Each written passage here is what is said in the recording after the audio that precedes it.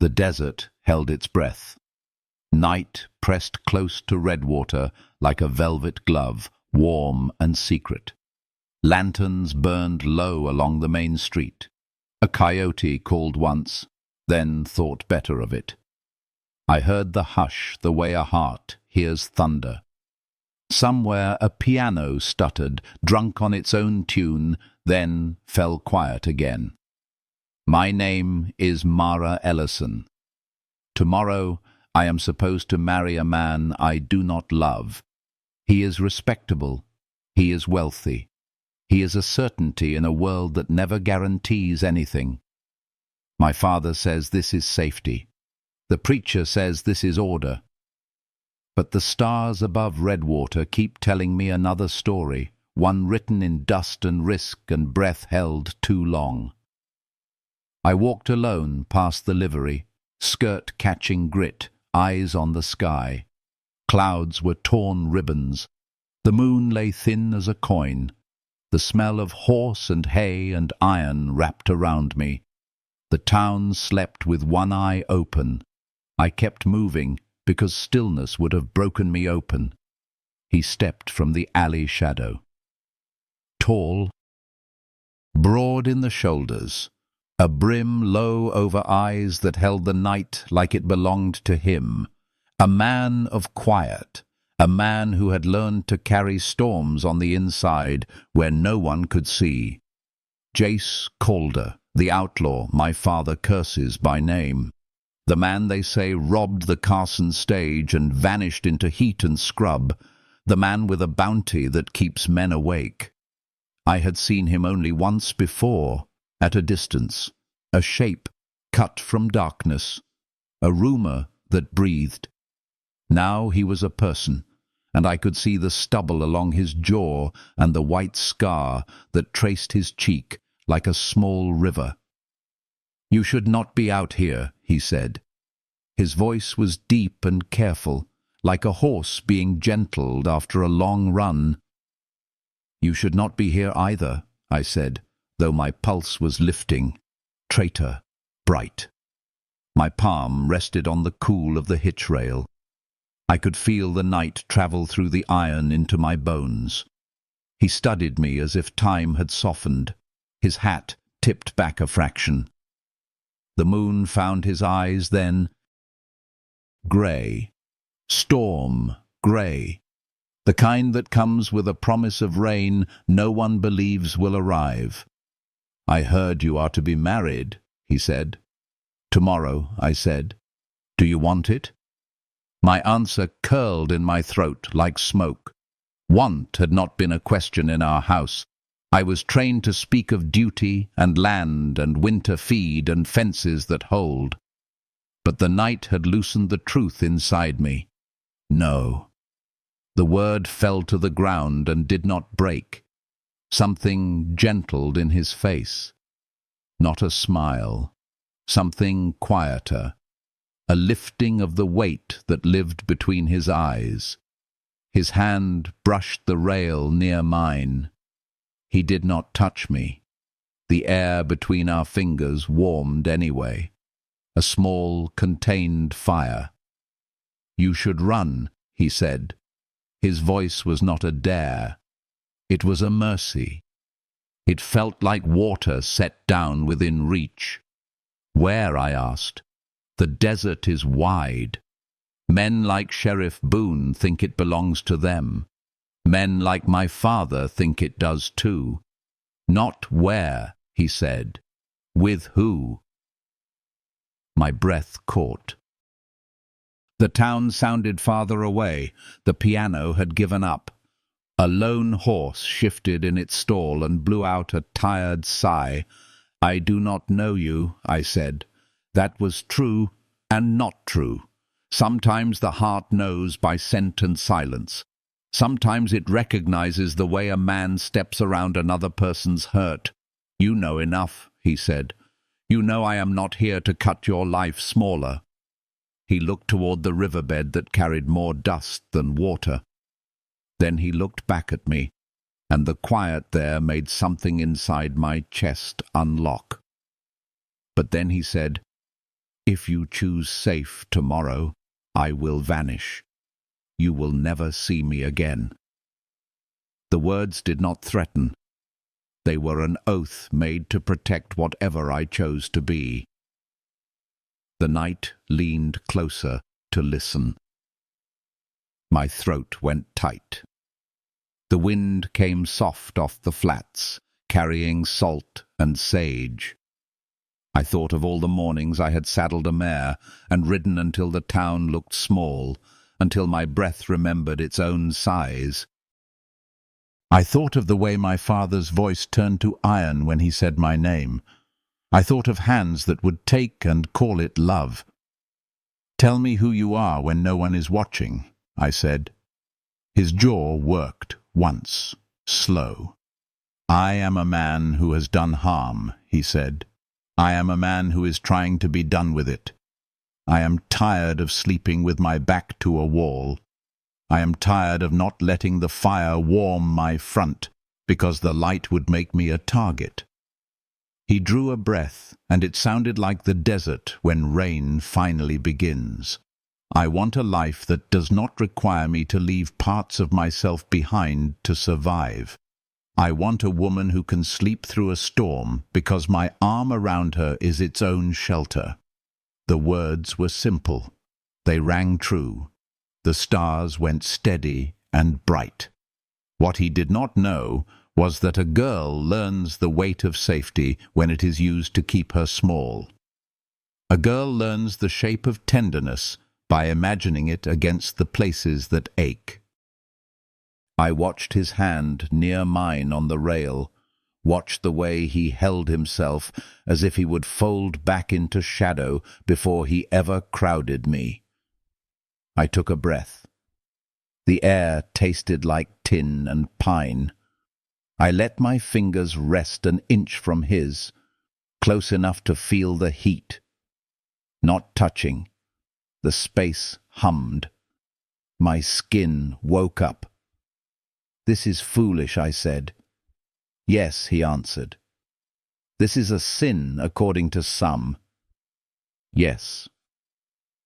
"This might save us anyway," I said, and the words surprised me. They did not sound like a girl's words. They sounded like a woman standing at the edge of a river no one else knew to look for. A boot scraped down the boardwalk. We both turned. Sheriff Boone's broad shape slid past the barber's dark window, hat low, hand near his holster from habit. He did not see us in the pocket of shadow between the livery and the saddler's shop. He kept walking, boots ticking slow across wood. The night swallowed the sound. "You cannot stay here," I whispered. "I will not," Jace said. "There is a place south of the buttes, cottonwoods and a small spring, 2 hours by horse. If you ride before dawn, no one will follow fast enough to catch your trail." I closed my eyes. I saw a dress I did not want. I saw a ring that felt like a shackle. I saw a table where I would never speak without being measured. I opened my eyes. I saw a man trying to be better than the worst thing he had done. I saw a way through the dark.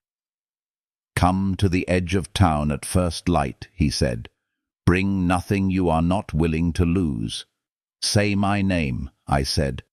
I wanted to hear how it sounded in his mouth. "Mara," he said.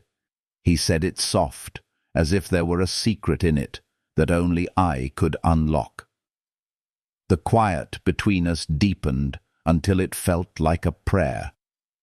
My pulse steadied. The fear did not leave me, but it did not lead me either. I nodded once.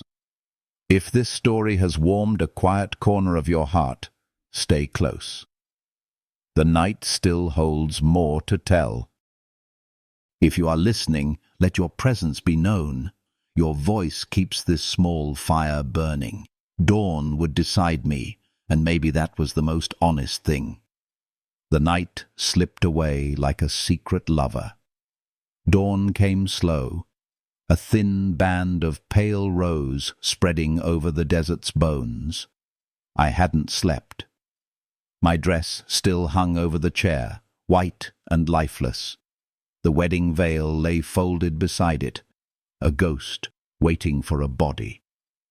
The house was silent, except for the wind pressing against the shutters. My father's snore rose steady from the next room. He slept like a man who believed he owned the morning. I sat at the window, boots already on, hair unpinned. The stars were fading, but one still burned over the southern ridge.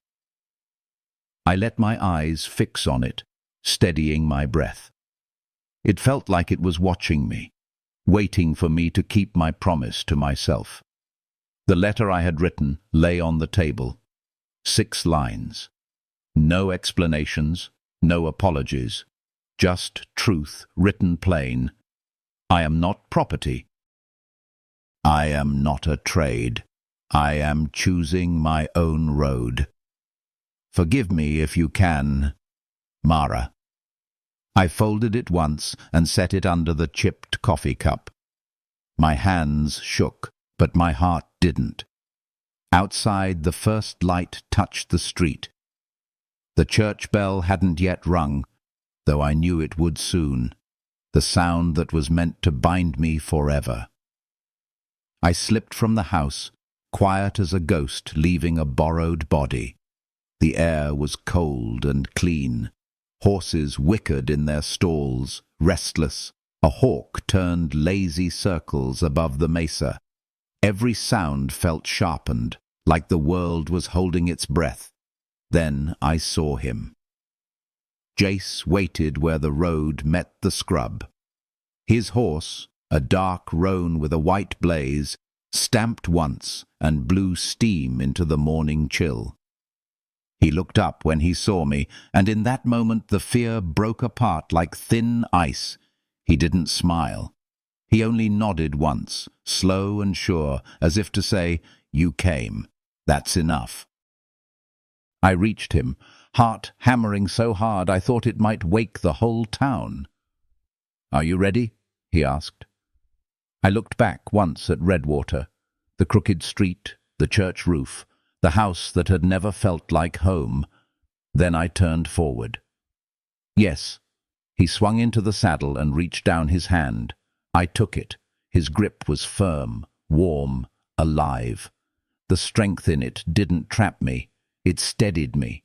I climbed up behind him, skirts gathered, fingers finding the leather strap around his waist. He clicked to the horse. The animal surged forward, hooves drumming against the earth. The wind caught my hair and carried it out behind me like a dark flag of freedom. We rode south. For a long while, there was only the sound of hooves and breath. The land stretched wide and open, mesas rising like broken crowns, the smell of sage and dust thick in the air. The sun climbed higher, spilling gold across the flats. Finally, when the town was just a memory behind us, Jace spoke. "You sure about this?" "No," I said, "but staying felt worse." He nodded, as if he understood that kind of truth too well. "Your father will send men," he said. "I know." "I don't aim to see anyone hurt." "Then ride faster," I said. He looked back at me then, surprise flickering like a spark, and maybe something else. Admiration, or maybe sorrow. It was hard to tell which. We reached a ridge by mid-morning. Below it stretched a narrow canyon, cottonwoods lining a thin stream that still remembered last spring's rain. The air smelled of wet stone and sun-warmed pine. "This is the place," he said. He dismounted, tied the horse to a low branch, then helped me down. The canyon felt hidden from the world, a secret carved by time and patience. He set down his saddlebag, poured water from a canteen, and handed it to me. Our fingers brushed. Just a touch, but it sent a tremor through the quiet between us. "Why me?" I asked, before I could stop myself. You could have any road, any direction. Why wait for me? He looked toward the horizon, where the light shimmered like heat on water. Because, he said slowly, you looked like someone who still listens to her own heartbeat, and I haven't met many who do. The words sank deep. The wind moved through the trees, soft and sure. We sat in silence a while, the kind of silence that doesn't need filling. I could feel the day stretching before us, heavy with questions and maybe hope. When he finally spoke again, his voice was quieter. I never meant to drag anyone into my past. There are men who'd see me dead for what I was. But I'm done running from it. If you stay, I won't lie to you. You'll hear all of it, every ugly part. I didn't come for your past, I said. I came for what you haven't lost yet. He looked at me then, long and slow, eyes searching for something he maybe hadn't hoped to find. The distance between us felt like it could vanish with one breath. But he didn't move closer. He only said, "Then rest. You've earned it. We'll need to ride again when the sun drops low." I nodded. The canyon air wrapped around me like a soft promise. I lay back on the sand, eyes on the blue stretch of sky above. For the first time, I felt the weight lift. The world didn't feel like a cage anymore. It felt like a wide, unbroken road waiting to be written. And yet, as the wind cooled and shadows began to lengthen, I couldn't shake the feeling that somewhere beyond the ridge, danger was already on our trail. If this story has touched a quiet place in your heart, stay close. The road ahead still holds dust, danger, and desire. And under the western stars, their story has only just begun. The heat came quick that day, dry, humming, full of the kind of silence that makes a person aware of every heartbeat. By noon, the canyon shimmered. Jace had stripped down to his undershirt, sweat darkening the fabric along his shoulders. I watched him work, quiet, methodical, gathering branches, checking the horse's hooves, moving like a man who trusted rhythm more than luck. I'd spent most of my life surrounded by men who liked the sound of their own voices, but this one, he let the world speak first. The wind, the birds, even the small stream whispering through the stones. When he finally broke the silence, his voice carried that same rough calm. "You should rest more, Mara. We'll ride again tonight." I nodded, though I hadn't slept since leaving Redwater. My body felt the ache, but my mind refused peace.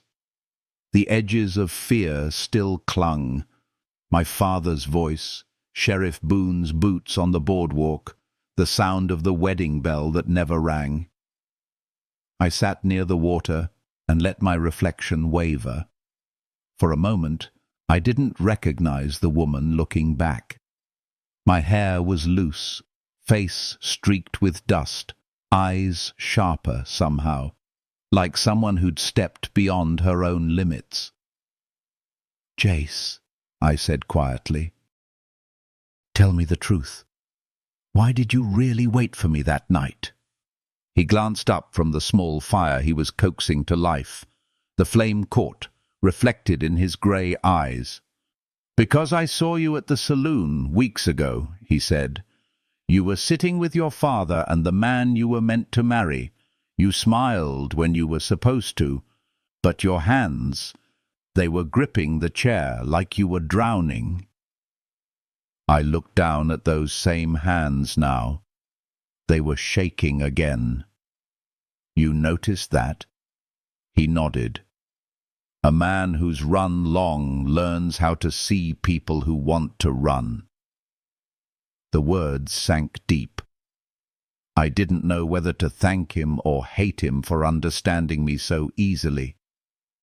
He looked away toward the horizon where the rocks burned gold. I was going to leave that night, south, maybe to Mexico. Then I saw you walk out alone into the street. I figured maybe fate wanted to pick a fight with me one more time. A small smile ghosted across my lips. You believe in fate? I believe in second chances, he said, but they don't come easy. The sun lowered itself behind the cliffs. Shadows stretched long and thin. The air cooled, carrying the scent of sage. I thought of all the things I'd left behind. A name, a life, a version of myself built on obedience. And now, here I was, sitting beside a wanted man whose silence felt safer than any home I'd known. As darkness gathered, Jace poured 2 tin cups of coffee. The bitter smell filled the air. I won't lie to you, he said. There are things about me you should know. He waited for me to nod before he spoke again. 5 years ago, I rode with a man named Seth Dalton. We took from stagecoaches, from banks, said it was to pay back the railroad for stealing land from our families, but we started liking the power more than the reason. He paused, rubbing the scar along his cheek. One night, things went wrong. A guard fired. Seth panicked. A woman died. Not by my hand, but it didn't matter. I was there. I didn't stop it. So I ran. The quiet that followed wasn't empty. It was heavy with everything unsaid. I set down the cup. Do you still run for that? He looked at me then, and for a moment his face softened in a way that broke something open inside me. Every day, he said, until last night. I didn't ask why. I already knew. The firelight flickered between us, painting the world in amber and shadow. The warmth reached my skin, and for the first time in years, I let it. I didn't move away. You could have left me behind, I said softly. I could have, he answered. But you didn't. No, he said. Some things are worth slowing down for. The night settled deep around us. Coyotes cried somewhere far off. The canyon wind whispered through the cottonwoods like a lullaby. Jace leaned back against the rock, eyes half closed, but his hand rested near his revolver, a habit carved by survival. I lay on the blanket beside the fire, feeling the nearness of him, the safety in his distance. Sleep came slow. When it finally did, it carried strange dreams, of riding through endless sand, of hands finding each other in the dark, of voices calling from somewhere I couldn't quite see. When I woke, the fire had gone to embers, and Jace was gone. My breath caught. I rose fast, scanning the ridge, the canyon floor. Nothing but silence. Then I saw it. Fresh tracks near the water, too large for his boots. Hoof prints. 3 horses, maybe 4. My pulse began to drum. Someone had found us. I turned toward the trail, the morning just beginning to glow gold again. A hawk screamed high above, sharp and sudden. And in that echo, I knew. The world I'd tried to escape wasn't done chasing us yet. If this story has stirred something quiet in you, stay close. The dust is rising, and beneath the western stars, danger is already drawing near. The morning came sharp, bright, and wrong. The air felt different, heavy with the scent of metal and dust. Every nerve in my body knew before my mind did. We weren't alone anymore. The hoof prints near the stream cut deep into the wet soil. 3, maybe 4 riders. They'd passed not long ago, less than an hour by the look of the prints. My heart started a slow, heavy beat. "Jace?" I called, voice low, afraid of the echo. No answer, only wind brushing through the cottonwoods. I turned a full circle, scanning the canyon walls, nothing but silence and stone. Then I saw the shimmer of movement on the ridge, just a glint of sunlight on metal, a rifle barrel. I dropped to the ground instinctively, my breath caught in my throat. Then a voice behind me said, "Easy, Mara." Jace stepped from between 2 boulders, rifle in hand, hat low. He moved like the earth itself had taught him to blend into its shadow. "You saw them," I whispered. He nodded once. "Boone's men. They're tracking fast." The sound of his name, Sheriff Boone, landed hard in my chest. My father must have sent him already. "What do we do?" I asked. Jace's jaw flexed. "We ride, but not south. That's what they'll expect." He pointed toward the east, where the land rolled into badlands and broken ridges. "There's an old mining road, hard to find, harder to follow. If we make it past the ridge, we can lose them in the wash." I nodded, though my stomach churned. The desert didn't forgive mistakes. Within minutes, the fire was out and the horse saddled.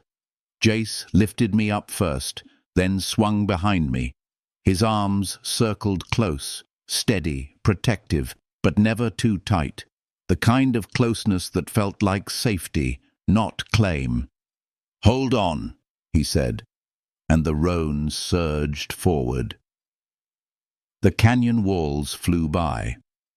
Sunlight flashed between branches as we wove through narrow passes. The wind whipped against my face, carrying the smell of dust and adrenaline. Somewhere behind us came the faint echo of a shout. Then another. "They're close," I said. "Too close," he answered. "We'll draw them off." He turned the horse up a steep incline, rocks clattering under the hooves. My heart pounded so loud I could barely hear the world. When we reached the top, he pulled the horse to a stop. From there we could see the valley below. 4 riders, dark specks against the pale sand, heading straight for us. Sheriff Boone was in the lead. Even from this distance I could feel the cold certainty in the way he rode. Jace cursed under his breath. "He won't quit." "Because of me," I said. He glanced down at me, eyes hard but not unkind. "Because of pride, your father's and his." He reached into his saddlebag, pulled out a small leather-bound map, and pressed it into my hand. "There's a spring 2 ridges over. If anything happens—" "Don't," I said, cutting him off. "Don't talk like that." His mouth twitched, almost a smile, but not quite. "You don't waste words, do you? I learned from the best." He chuckled once, low in his chest, then kicked the horse forward again. We cut down a rocky slope, heading east toward the broken road. The riders behind us followed, closing the gap. Then the first gunshot cracked the air. The sound tore through the silence like lightning. A bullet hit a rock near us, sparking off stone. The horse reared, but Jace held him steady. "Go!" I shouted, clutching the saddle horn. We galloped hard, wind screaming past my ears. Another shot, then another. Jace turned the horse sharply toward a dry creek bed, using the walls as cover. Dust billowed behind us, hiding our trail. For a moment, the gunfire stopped. We slowed near a narrow pass where the canyon tightened, barely wide enough for one horse. The echo of our breath filled the space. "Stay here," he said, dismounting. "No," I said. "Whatever you're planning, Mara." His voice softened. "I can't have them finding you. I'll draw them off, then circle back. You think I'll just sit and wait?" He looked at me for a long moment. Then, quietly, "I think you're braver than you know, and I think I need that kind of bravery to stay alive." He turned, started to lead the horse up the slope, but I grabbed his wrist. "Jace," I said, "don't make me lose you before I've had the chance to really find you." His eyes softened, storm grey gone quiet. He leaned in close, his forehead brushing mine. "Just a breath, just a second." "You already found me," he whispered. Then he was gone, moving quick and silent toward the ridge, rifle in hand, shadow swallowed by sunlight. I crouched in the shade, clutching the map, the echo of his words still warm against my skin. The wind carried faint voices, men calling, boots striking rock, the sound of pursuit. Somewhere another shot rang out. I wanted to run toward it. I wanted to scream, but I didn't. I waited, heart thrumming in rhythm with the desert's pulse. And as the sun burned higher, I realized something new. Freedom wasn't soft. It was fierce. It demanded blood, dust, and courage, and I had just begun to learn its cost. If this story has set your heart racing beneath the wide western sky, stay close. The chase has only begun, and under the burning sun, desire and danger ride side by side. The desert went still after the last gunshot. Too still. The kind of silence that presses into the bones, heavy, waiting. I crouched low behind the sandstone wall, the map clutched tight in my hand. My pulse counted every second Jace didn't return. The wind shifted, carrying the smell of gunpowder. My stomach turned. I strained to listen. A voice, a hoofbeat, anything. Then I heard it. One shot, then two in quick succession. A man shouted. Another cried out. And then silence again. I didn't wait. Fear stopped being something that froze me. It became something that moved me. I ran, boots slipping on loose gravel, breath sharp in my throat. The trail bent around a sharp ridge, and there, near a dry ravine, I found him. Jace knelt beside a boulder, blood streaking his left arm. His rifle lay across his knees. One of Boone's men lay motionless nearby, hat fallen, eyes open to the sky. He looked up when he heard me. "Didn't I tell you to stay put?" "I tried," I said, voice breaking. "You're hurt." "It's nothing." I dropped beside him, tearing a strip from my skirt before he could argue. The fabric darkened quickly as I pressed it to his wound. He winced, but didn't pull away. "Bullet grazed me," he said. "Boone's down to 2 men. They'll regroup." I met his eyes. "Then we keep moving." He looked at me for a long moment, like he was measuring not my fear, but my resolve. Then he nodded once. "You're no preacher's bride, Mara Ellison." "Good," I said. "Because I never wanted to be." He smiled then, the kind of smile that breaks and heals at once, a short breath of warmth in a world gone raw. We saddled the roan again, moving slow to keep the horse quiet. The sky was bleeding toward evening, a streak of red and gold across the west. Every shadow looked like a ghost. "Boone won't stop," Jace said as we rode.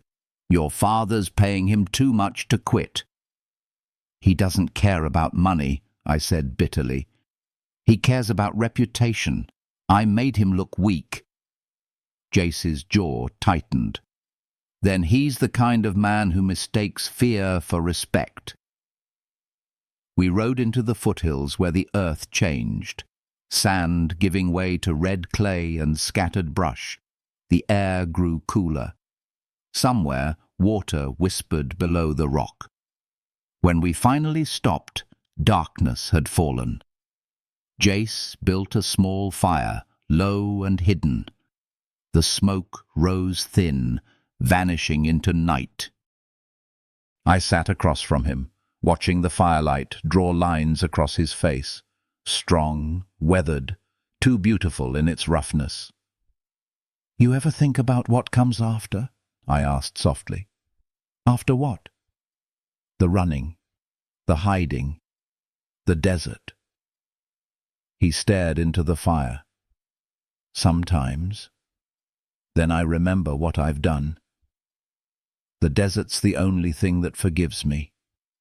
I leaned forward, my voice barely a whisper. "Maybe forgiveness isn't a place, Jace. Maybe it's a person." His gaze lifted, met mine. The quiet stretched, full of things neither of us knew how to say.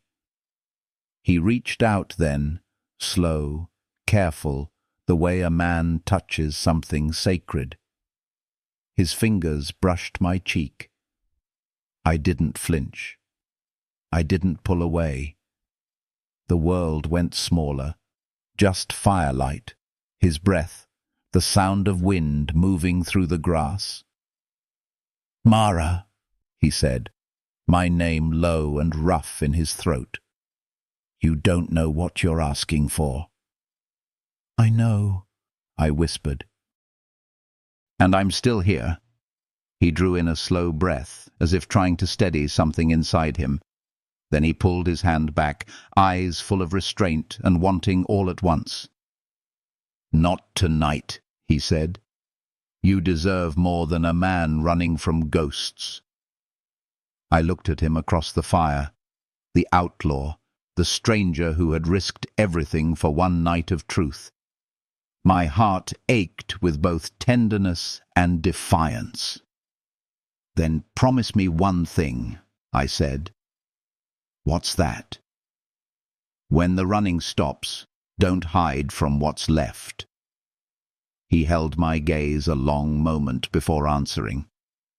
"If I live long enough for that, I'll try." The fire crackled, sparks lifting toward the sky, tiny stars that burned out too soon. The wind carried the scent of rain, rare and sweet. Somewhere distant, thunder rolled, soft as a warning. A storm was coming. I could feel it in the air, in my skin, in the way Jace's eyes lingered on me, as if he knew the next dawn might break something open between us that neither could take back. If this story has kindled something tender beneath the western night, stay close. The storm is rising, and under its firelight, passion and danger are about to collide. The storm came before dawn. A wall of wind and thunder rolling down from the northern ridges, swallowing the stars one by one. The first drops hit like pebbles against skin. Cold, sharp, cleansing. Jace moved fast, gathering the saddle and supplies. "We need cover." We led the roan beneath a natural overhang of rock. The cave was shallow, barely wide enough for two. Lightning split the horizon, and the desert turned silver-white for a heartbeat before going dark again. The rain fell harder. It came the way truth comes, sudden, relentless, impossible to ignore. Inside, we crouched close to the wall. The air filled with the smell of wet earth and smoke. I could feel the thunder in my ribs. "Boone's men won't ride in this," Jace said, voice rough. "Storm like this wipes every trail clean." "Then maybe we finally get to breathe," I said. He looked at me across the dim glow of the fire he'd coaxed from damp wood. His shirt clung to him, soaked through, outlining every line of muscle, every scar the world had carved into him. Something in me shifted then. Not sudden, not reckless, just real. A knowing that no preacher's vow had ever felt this true. He caught me watching. "What?" "Nothing," I said, but the word trembled. He smiled, faintly. "You're a terrible liar."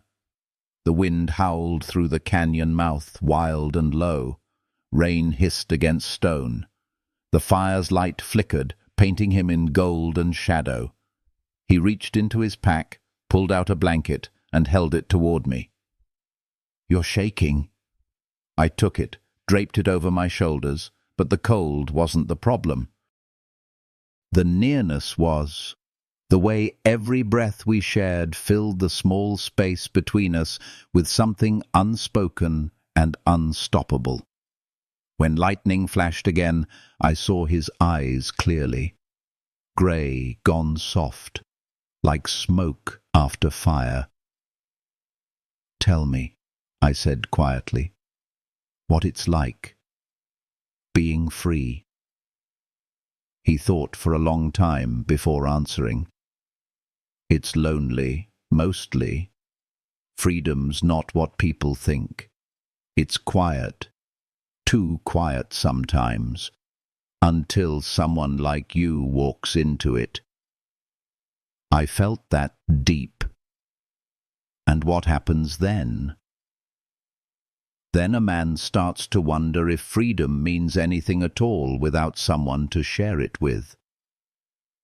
The words hung there, fragile and real. I could taste the truth in them. I moved closer, slow, as if drawn by gravity. The blanket slipped, brushing against his arm. My hand found his wrist, warm, strong, trembling just slightly. He didn't pull away. "Mara," he whispered.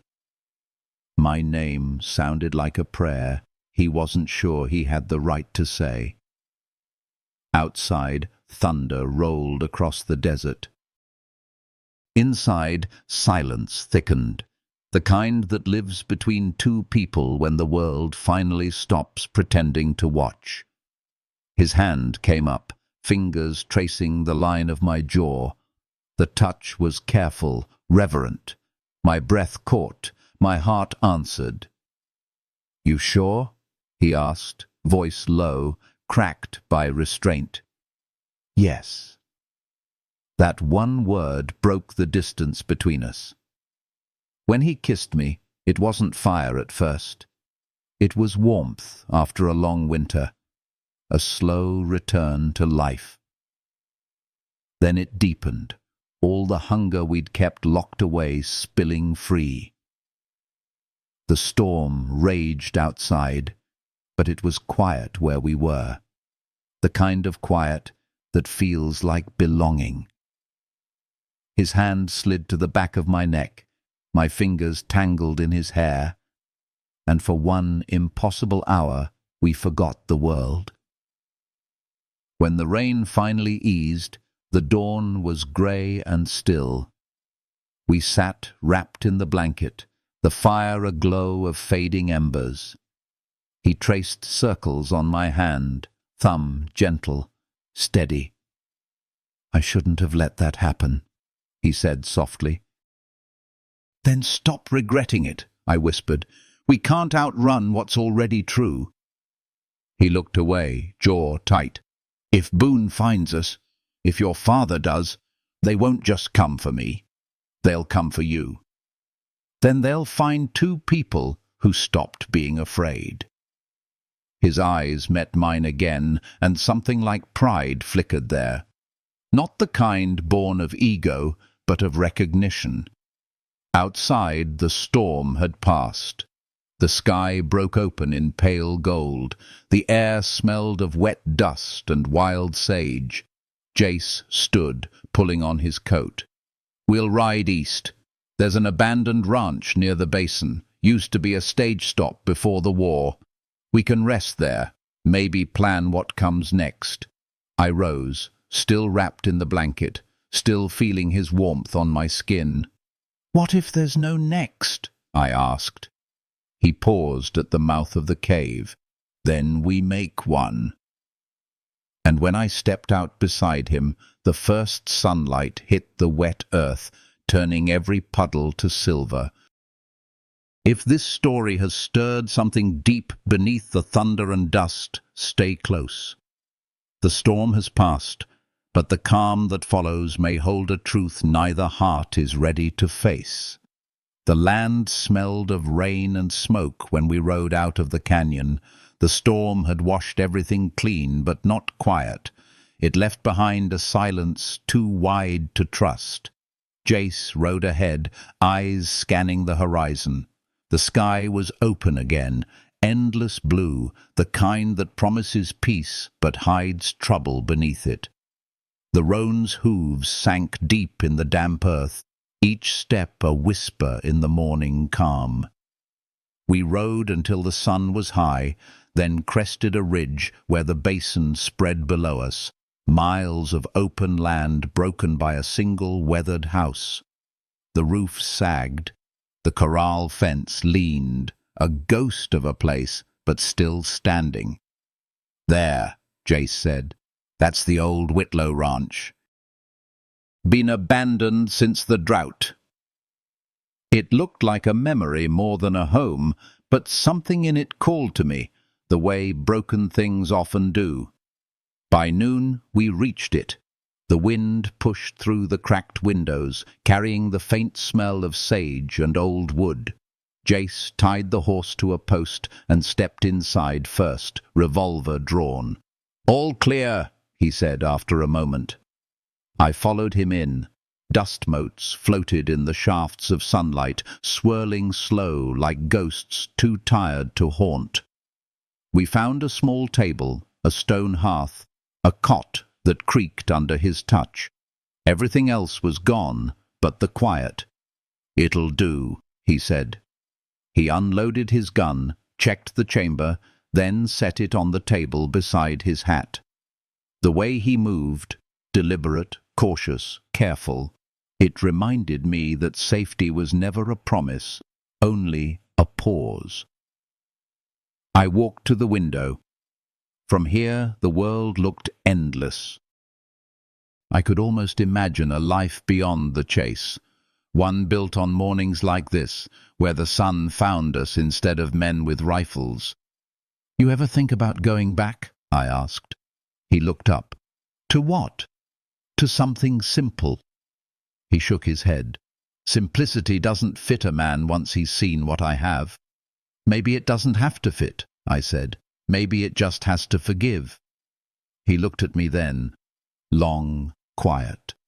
His hand brushed the table, fingertips tracing the wood grain like it was something sacred.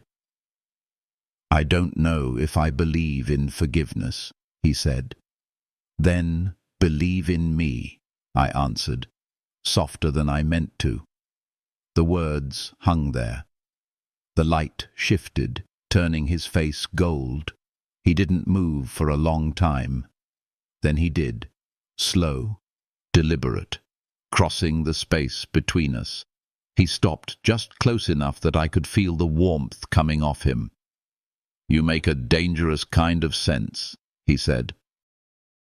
"Maybe danger's the only thing that's ever been honest to us."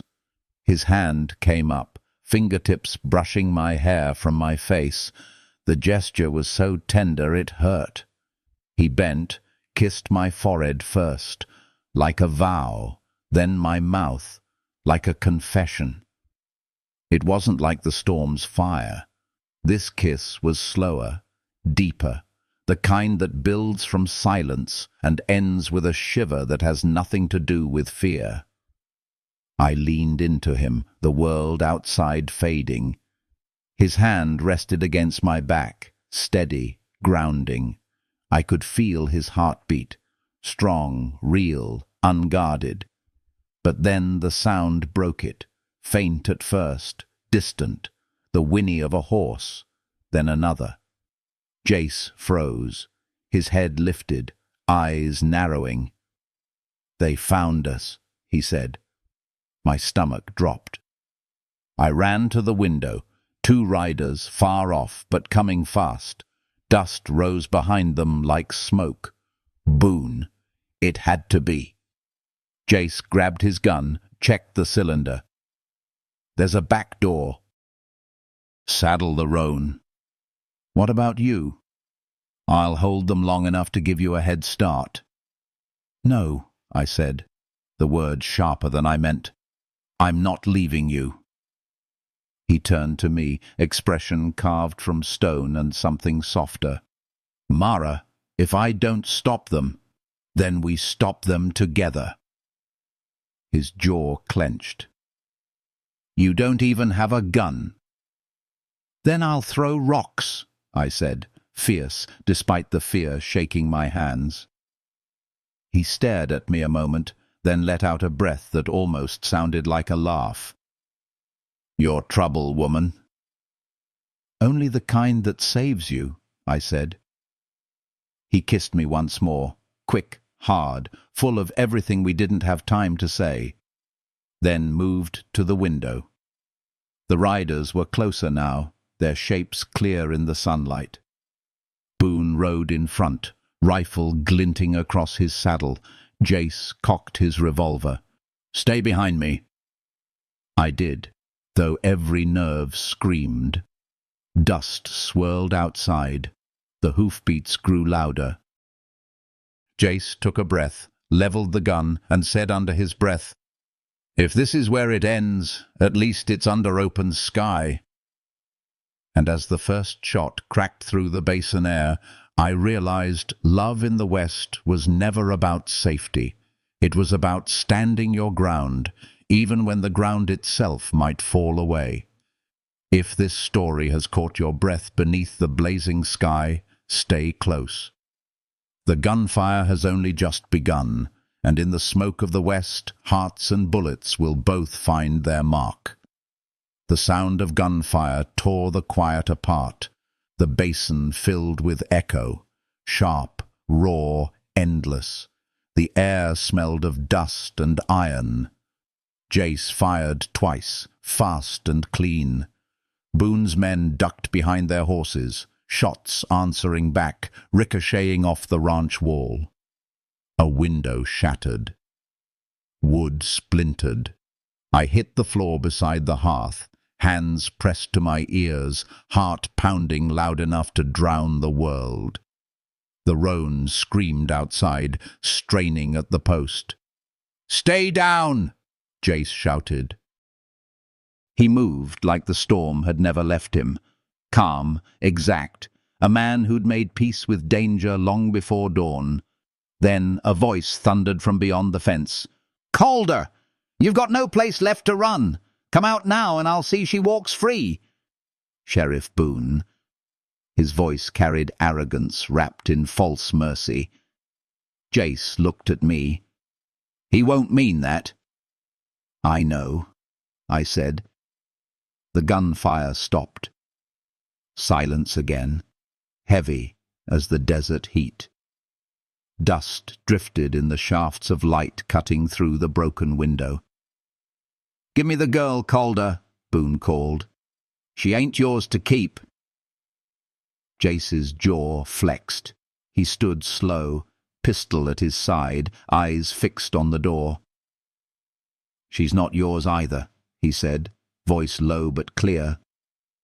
Boone laughed, a sound like dry bones. "You think you can rewrite the world with pretty words, outlaw? She belongs where she was born." I rose from behind the hearth, anger burning through the fear. "I don't belong to anyone." The words rang out before I could stop them. The silence that followed was alive, thick, daring. Boone's horse snorted outside. "You got spirit, girl. Shame you wasted it on a dead man." Jace turned his head slightly toward me. "Stay back." I ignored him. My hand reached for the old iron poker near the hearth. Heavy, rough, better than nothing. Boone's men fanned out, two shapes moving along the porch. The boards creaked. Jace fired again. One man dropped. The other fired wild, glass raining down. "Move!" Jace barked. We ducked toward the back door. The roan reared, panicked from the noise. Jace grabbed the reins, handed them to me. "Ride east if I don't." "No," I said. "We ride together." He looked at me, breath rough, dust streaking his face. For a moment, something like surrender flickered in his eyes, not to Boone, but to me. Then Boone's voice came again, closer now. "Don't make me kill you in front of her." Jace stepped outside, gun raised. "You'd have to shoot through me first." The world paused. One heartbeat stretched thin. The next shot cracked the air. Jace staggered, caught himself on the porch beam. I screamed his name. Boone rode forward, revolver still smoking. "Told you, boy, always ends the same way." Rage took me like wind through fire. I ran out before sense could stop me, swinging the iron poker with both hands. Boone turned too slow. The metal connected with his arm, hard enough to send his pistol flying into the dirt. His horse spooked, rearing. Boone hit the ground, cursing. I dropped the poker, fell to my knees beside Jace. Blood soaked through his sleeve, spreading dark. "I'm fine," he muttered, teeth gritted. "You're not." He pushed up with his good arm, breath ragged. "Get the horse." Boone struggled to his knees, reaching for the fallen gun. I grabbed it first. The weight of it nearly surprised me, heavier than I'd imagined. Calder, too. He froze when he saw it pointed at him. "You won't shoot?" I steadied my hand. My voice shook, but my words didn't. "You don't know what I'll do anymore." For a second the desert held its breath. Then Jace's voice came behind me, low, even. "Mara, don't." I didn't look back. The wind kicked up, carrying the smell of rain and gunpowder. Boone met my eyes. "You'll hang for it." "Maybe," I said, "but not today." I pulled the trigger. The gun roared once, echoing through the basin. Boone fell back, dust rising around him. The silence that followed wasn't peace. It was disbelief. Jace stood behind me, pale, blood seeping from his arm, gaze locked on me. He stepped forward, took the gun from my hand, set it gently on the porch rail. "You saved my life," he said quietly. I shook my head. "No, you saved mine first." He looked out toward the horizon. The desert stretched wide, endless, merciless, and beautiful. "They'll come for us harder now." "I know." He turned back to me, something fierce and unbroken in his eyes. "Then we ride farther." The wind rose again, tugging at my hair, scattering the dust around Boone's still form. The sun dipped low, bleeding gold across the basin. We mounted the roan, bodies aching, hearts raw. As the horse carried us east into the coming night, I looked back one last time. The ranch stood quiet behind us, one chapter burned shut by fire and choice. If this story has gripped your heart beneath the crimson sky, stay close.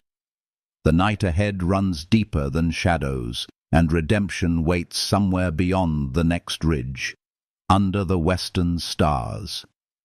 Night fell like ash over the basin. The desert was silent again, but it wasn't peace. It was the kind of stillness that comes after a storm, when the earth and the soul both wait to see what's left standing. We rode until the stars returned, scattered bright and cold. The wind pressed against us, whispering through sage and scrub. The roan's sides were slick with sweat, Jace's arm still bleeding through the bandage I'd tied too tight. He wouldn't let me stop to rest. "We can't," he said. "Boone's men will find the body by morning. They'll ride with the law at their back." I didn't argue. I only watched him. The way he leaned forward in the saddle, jaw locked, eyes distant. His body was strong, but his spirit looked tired, worn to the bone. By dawn, we found a narrow ravine hidden between cliffs. Water trickled there, enough for the horse to drink, enough for us to breathe. Jace slid from the saddle, almost falling. I caught his arm. "You're done riding for now," I said. He didn't fight me. That scared me more than the blood.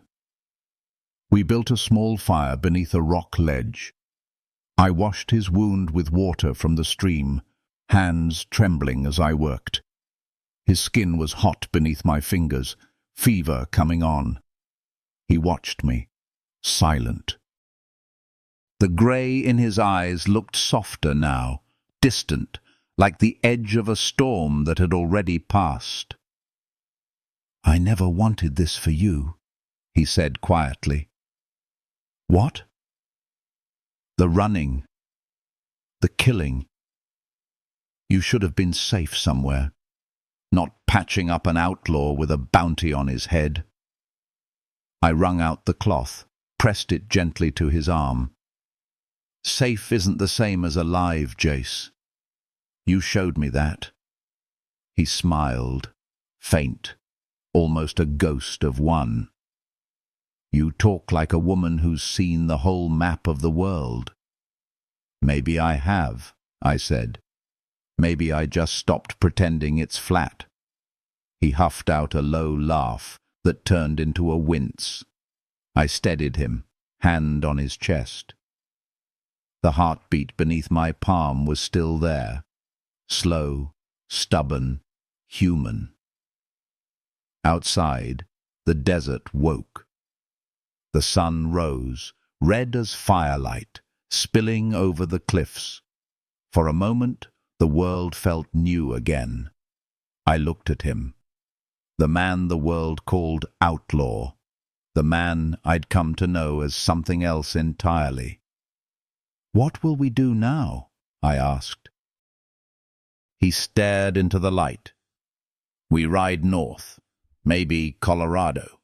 There's old mining towns there, places a man can vanish. And after that?" He looked at me then, long and quiet. "After that, I stop running, somehow." The promise sounded small, but it was enough. We rested through the morning. I sat beside him, listening to the wind.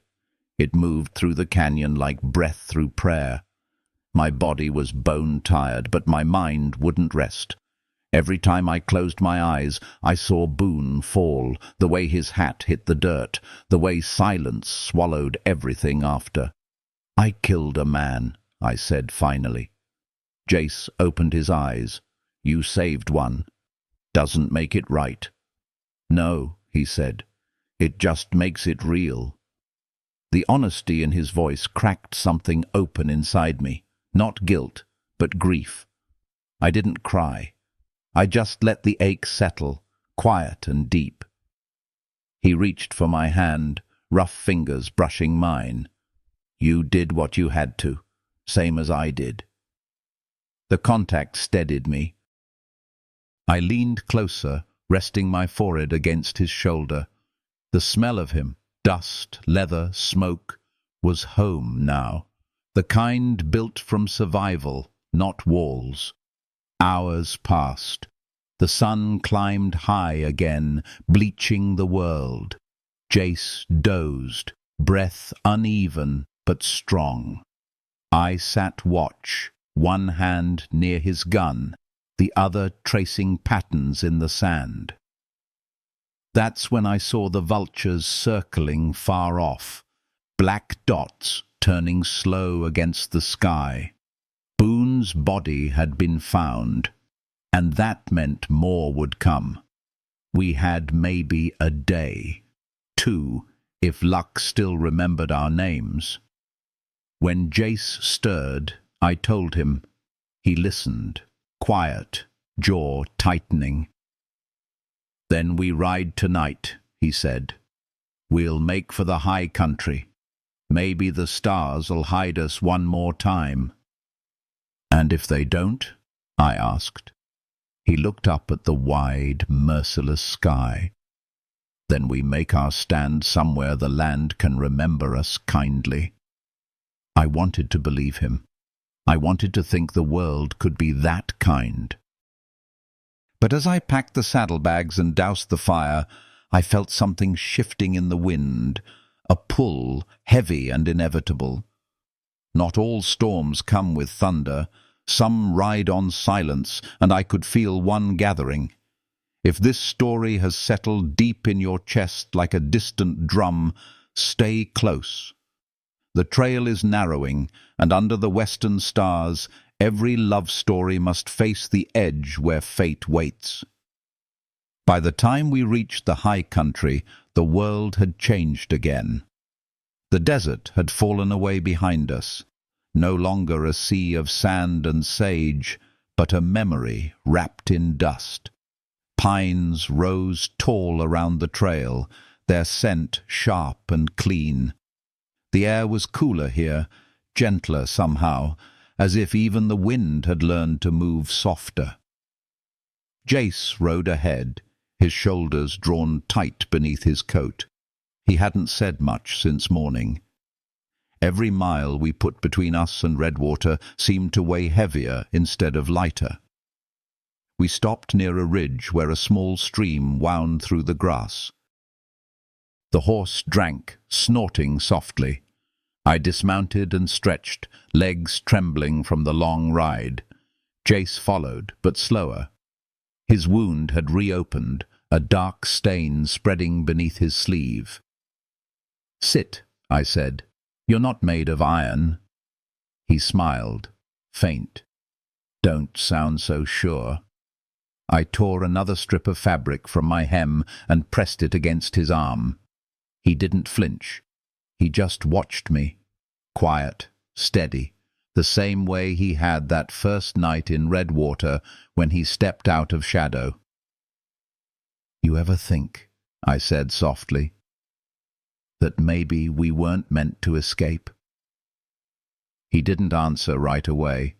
The sound of water filled the space between us. Finally he said, "I've been running half my life. Maybe it's time I stopped pretending that's living." I tied the cloth tight, then sat beside him on the grass. The ridge fell away below us, a wide stretch of valley, golden under the sun. Far in the distance, smoke rose from some small town, faint and harmless. "Could we?" I asked. "Stop, I mean." "Start over?" He looked out at the valley. "A man like me doesn't get to start over. But maybe he can end right." I took his hand. "Then let's make an ending worth something." He turned toward me then, eyes softer than I'd ever seen them. "You still don't understand, do you? You were the worth, the whole damn time." The words hit me like light breaking through cloud. For a long moment neither of us moved. Then he reached out, brushing his thumb along my jaw, slow and gentle, like a man memorizing something sacred. "I don't regret a single mile," he said, "even if this is the last one." My throat tightened. Don't you dare talk like that." He smiled again, tired but true. "You always did hate the truth when it sounds like goodbye." I wanted to argue. I wanted to tell him we'd ride farther north, find a place no one remembered, live out our days beneath another sky. But I couldn't lie. Not to him, not to myself. The world didn't let people like us go free for long. He leaned in, kissed me, slow, tender, full of everything that didn't need words. The wind moved through the pines, carrying the sound of it away, maybe to the desert, maybe to the stars. When we pulled apart, the horizon burned red with the coming sunset. "We can rest here tonight," he said quietly. "Just one night without running." I nodded. Just one. We built a fire as the light faded. The flames flickered against the dark, and for a while there was no law, no chase, no weight between us. Just two souls who had found each other in a world that had forgotten mercy. Later, when he finally slept, I watched the stars rise, endless and silver. I thought about all the roads that had led us here, and how some loves are born not to last, but to teach the heart what forever means. The wind whispered his name once, soft as a prayer. By dawn, the fire was cold, the sky pale and tender. Jace still lay beside me, but his chest no longer rose. His face was peaceful, as if he'd simply ridden ahead on another trail. I buried him near the ridge, under a pine, where the morning light touched the earth first. His hat rested on the stone above him, the words I carved simple: Jace Calder, the man who chose love over fear. When I rode away, I didn't cry. The tears had already become part of the dust. The world stretched before me, vast and alive. The wind carried the scent of freedom, not the kind I'd run toward, but the kind he'd given me. And as the sun climbed higher, I looked back once more. The ridge was golden, quiet, endless, and I swear, for a moment, I could see him there still, standing under the western sky, smiling that small, unguarded smile.